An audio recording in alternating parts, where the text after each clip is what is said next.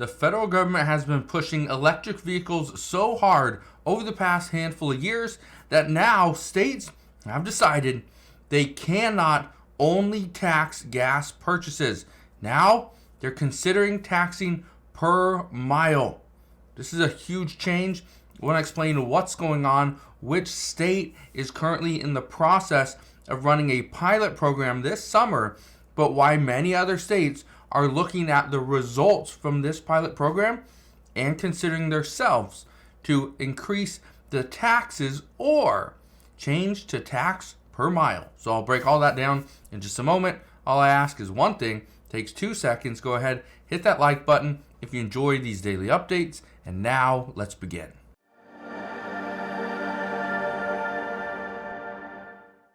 So I've actually talked about this story before. I mentioned this, last week, and a lot of people were questioning whether this was a good move or not. But California, they're mulling over the idea of a per mile road charge to replace their gas taxes.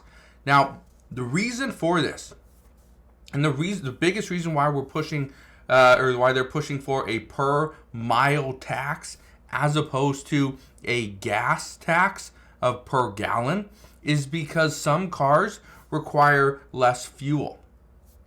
So for fuel efficient vehicles, right, or zero emission vehicles like electric, they are really cutting into the tax revenue that the state brings in. So if you have a hybrid vehicle, again, you're paying less, but you're using the road just as much. The average person here in the United States drives about 13,000 miles per year. That is a huge difference. If you are not paying, or you have an electric vehicle and I think you pay like $100 a year, guess what? That's not much. When the average person is going to pay, $1,000 in gas taxes at least. Just look at this, okay? And this will give you an idea. Right here, this is the gas tax price per state. Washington State, it's 49 cents. In Oregon, it's 38 cents. In California, it's 54. Right? In Texas, it's 20 cents. Florida, 32. New York, 18. You kind of get the idea. Over here in Illinois, 42 cents. So you can kind of see where they're at. But here's the thing you need to keep in mind. That many people aren't against changing the way we are taxed, but to make it where it's fair. That's what they're discussing. Because one of the things that Congress has been pushing for over the past, several years is to have a fair tax so that the billionaires, the millionaires are paying their fair share of taxes. Well, this is exactly what many people are saying, especially the lower incomes, households as well. That why are we not seeing that people that drive electric vehicles and hybrids, how come they are not paying their fair share in taxes when it comes to fixing our roads? Well, they're gonna look into this and potentially fix it. Now, here's the other thing you need to understand regarding California. California has a secret 50-cent gas tax that's coming in the next 2 years. Now, this gas tax, I want to just explain kind of what this is, says in September, the California Air Resources Board, or CARB, the state's primary environmental regulator, reported gas prices will rise next year by about 50 cents a gallon and every year thereafter to aid in clean air efforts. Keep in mind, this does not include the current state taxes. That 50-cent increase would go on top of the 54 cents they are currently paying today. Keep in mind, the reason for this is they just want to make sure that they have clean air, right? Less pollution. That's it. Now, as more states decide to adopt what California is doing, because California is running this pilot program this year, they're going to determine whether or not it's a good idea to tax the drivers by the mile as opposed to taxing them by per gallon used. I want to show you something else. There was a recent survey done. says Americans show more support for fuel tax increase than a mileage fee. Now, I want to address this survey in just a second, but I want to explain one thing. The people that support the per mileage gas tax increase as opposed to the per mileage fee, they're usually driving less miles per year. Okay? So if they want to see a fuel tax increase, that either means they are probably taking public transportation, they are potentially Ubering, which again, if we see a gas tax increase, Uber will likely cost a little bit more. But here's what I think is interesting. Okay? Let's look at this. It says survey respondents were asked whether they support a 10-cent increase to the existing 18-cent federal gas tax. Okay? Keep in mind, this is the federal gas tax. This right here is state gas tax. There's state gas tax and federal gas tax that they are all combined. Okay?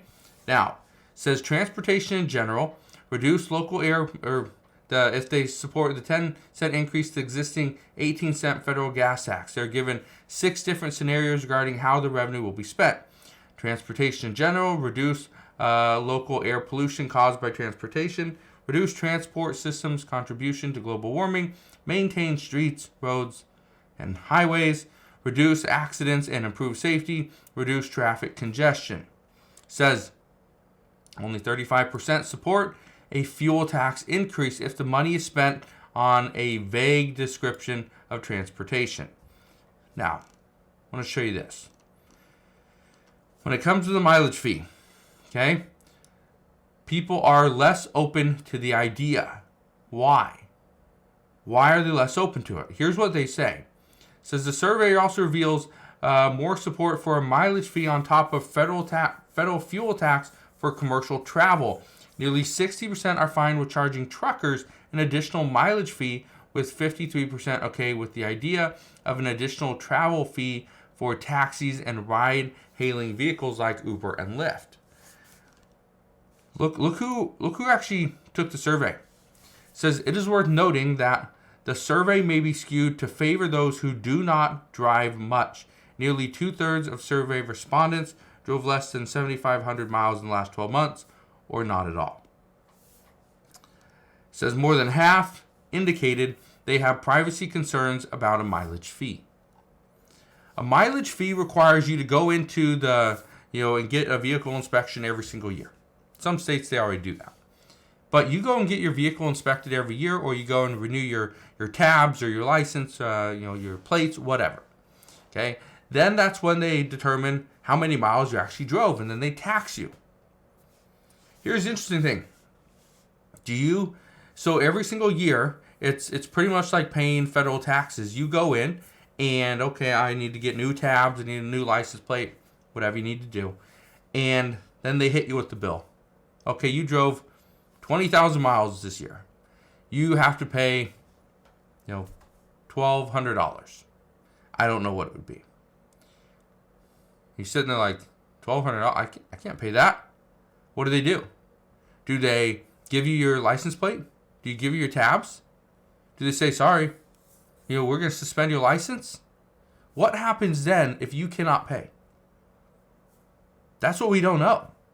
That is what we just don't know. Do you have a certain amount of time? Is it a bill that, nope, this is exactly what you pay? Got to pay it. That's what we don't know. That's what's scary. But many people say they're concerned about that mileage fee. What happens? How do they know how many miles we drive? What if somebody else drove your vehicle? And you have to pay that fee. That's where we're at. Again, I bring this up because we are continuing to see this push towards electric vehicles, but we don't know how to respond because of everything that's going on because of it. That is where it's going to be a problem.